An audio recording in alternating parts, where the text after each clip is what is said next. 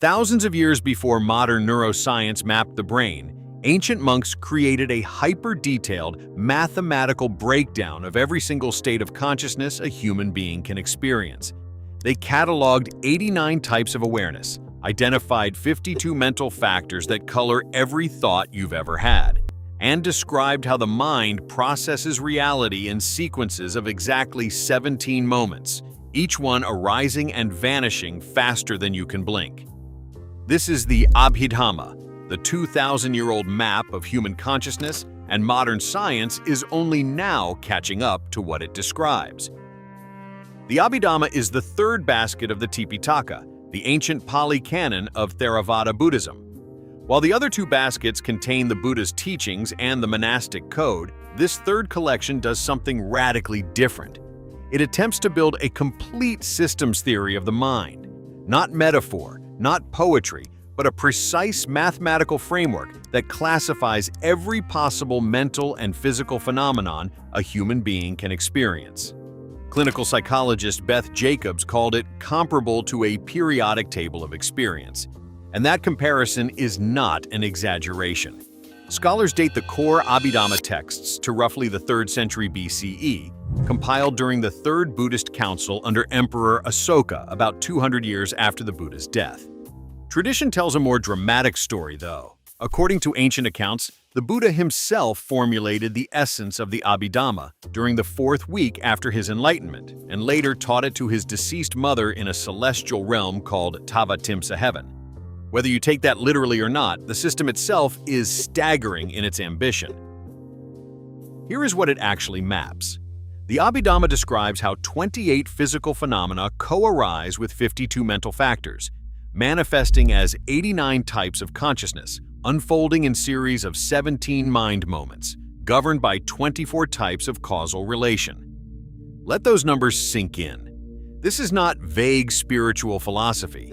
This is granular, systematic classification on a scale that Western psychology wouldn't attempt for another 2 millennia. Start with consciousness itself, what the Abhidhamma calls Citta. A citta is a single moment of consciousness, the bare act of knowing an object, arising and passing away with extraordinary speed. These aren't broad categories like happy or sad. The system enumerates 89 distinct types in its standard scheme, expanded to 121 in more refined analyses.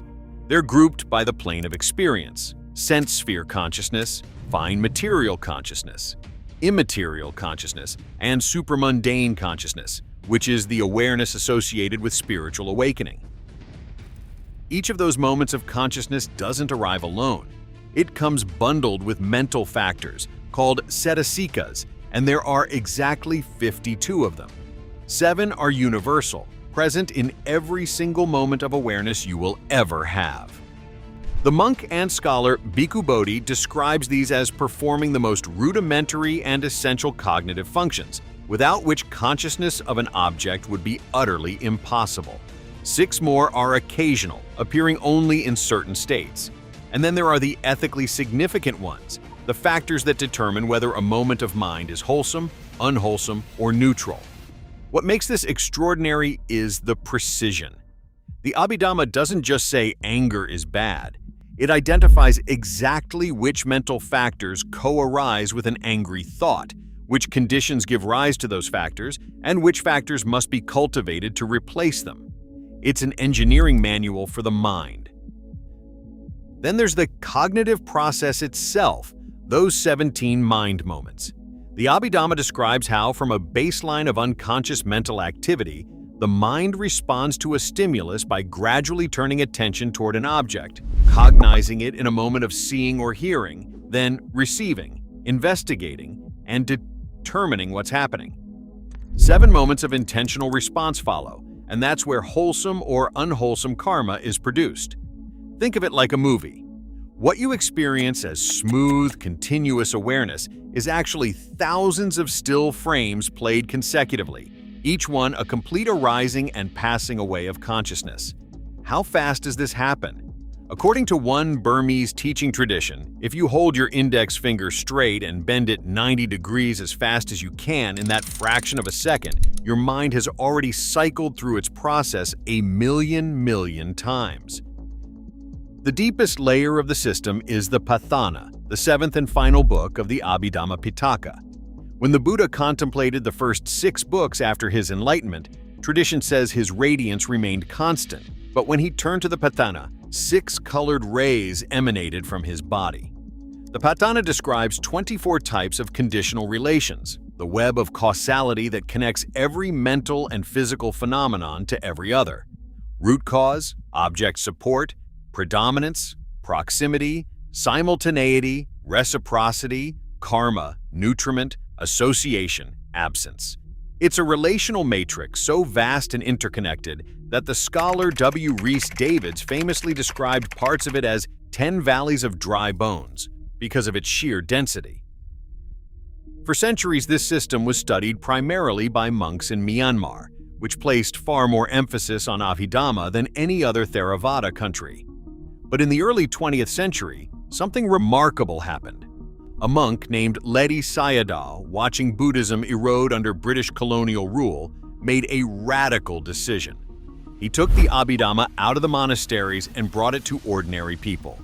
His association grew to roughly 400,000 members. He published accessible texts, and he introduced thousands of lay people to insight meditation. He set in motion a revolution still being felt today. His successor in spirit, Mahasi Sayadaw, born in 1904, took it further. He created the retreat model, short intensive periods where lay people could practice what the Abhidhamma described. His methods traveled from Yangon to the West through teachers like Munindra, who taught Joseph Goldstein and Sharon Salzberg, who then founded the Insight Meditation movement in America. Every mindfulness app on your phone, every MBSR program in a hospital, traces a lineage back through these monks and their engagement with Theravada Abhidhamma studies. And here is where it gets genuinely fascinating. Cognitive neuroscience is now finding parallels with classifications the Abhidhamma laid out over 2,000 years ago. The idea that consciousness is not continuous but arises in discrete moments echoes modern theories of temporal binding and neural oscillation. The Abhidhamma's model of how mental factors co-arise with awareness maps onto contemporary research into how attention, emotion, and perception interact across neural networks. Vipassana meditation, rooted directly in these frameworks, has been shown to literally rewire brain circuits, transforming reactive patterns through sustained introspective attention. A 2025 research paper examined how Ledi Sayadaw and Mahasi Sayadaw's teachings, grounded in core texts like the Abhidhamma, made insight practice accessible during times of social upheaval in Myanmar. The integration of Abhidhamma frameworks with neuroscience is now an active field, with researchers arguing that bridging these models brings us closer to understanding how conscious experience arises from material processes. The Abhidhamma also maps spiritual awakening itself, describing 4 distinct stages: stream entry, where one permanently breaks the fetters of self-view and doubt, once returning, non-returning, and full liberation as an arahant. Each stage corresponds to specific changes in the 52 mental factors, specific unwholesome Cetasikas that fall away permanently and don't return. This is not a belief system asking for faith, it's a map asking to be tested. The Abhidhamma was never meant to be merely studied, and as Bhikkhu Bodhi puts it, the Abhidhamma helps interpret what appears during meditation, while meditation translates the Abhidhamma's concepts into lived experience. Theory and practice form a single loop. 2,300 years ago, monks sat in silence and charted the territory of the mind with a precision that still challenges modern science. They didn't have brain scanners or fMRI machines. They had attention, discipline, and an unwavering commitment to understanding what consciousness actually is.